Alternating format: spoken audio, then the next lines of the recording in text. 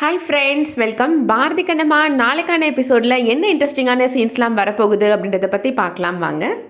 வீடியோவை பார்க்குறதுக்கு முன்னாடி நம்ம சேனலை இதுதான் ஃபர்ஸ்ட் டைம் பார்க்குறீங்கன்னா சேனலுக்கு சப்ஸ்கிரைப் பண்ணிவிட்டு பெல்லைக்கானை கிளிக் பண்ணிக்கோங்க.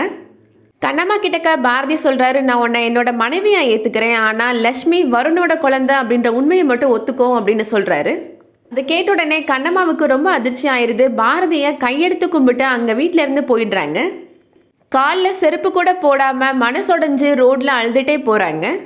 பாரதி இப்போ சௌந்தர்யா கிட்டக்கா சொல்கிறாரு, என் மேலே என்ன தப்புமா இருக்குது? நான் அவளை எல்லாரும் முன்னாடியும் அவமானப்படுத்தியா பேசுனேன். நீ பண்ண தப்பை ஒத்துக்கோ, நான் பெருந்தன்மையாக ஏற்றுக்கிறேன்னு தானம்மா சொன்னேன் அப்படின்னு சொல்கிறாரு. கண்ணம்மாவோட அப்பா இப்போது பாரதி கிட்டக்கா பேசுகிறாரு.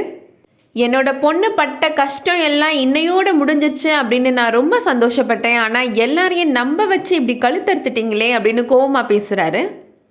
ஆனால் என்னைக்காவது ஒரு நாள் உங்களுக்கு உண்மை தெரிய வரும். அன்னைக்கு கண்ணம்மாவை இவ்வளோ கஷ்டப்படுத்திட்டோமே அப்படின்னு கண்ணம்மாவோட காலில் விழுந்து மன்னிப்பு கேட்பீங்க. இது இந்த கடவுள் மேலே சத்தியம் அப்படின்னு சொல்கிறாரு.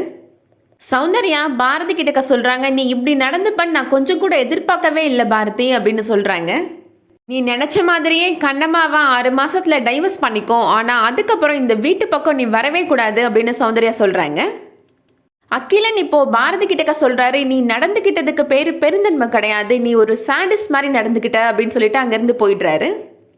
இதே மாதிரி இன்னும் பல இன்ட்ரெஸ்டிங்கான வீடியோஸ் எல்லாம் காத்துட்ருக்கு. அதெல்லாம் தெரிஞ்சுக்கணுன்னா நம்ம சேனலுக்கு சப்ஸ்கிரைப் பண்ணிக்கோங்க. தேங்க்ஸ் ஃபார் வாட்சிங்.